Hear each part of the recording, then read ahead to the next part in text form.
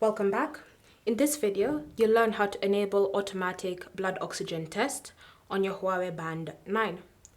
So the first step is to grab your connected device, whether it's an iPhone or an Android phone. Then from here, you want to open the Huawei Health app and you want to select devices.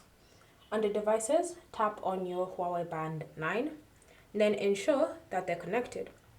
Once you've established they're connected, you want to scroll and tap on Health Monitoring. And then from here, you should see the option Automatic SpO2, which is basically automatic blood oxygen.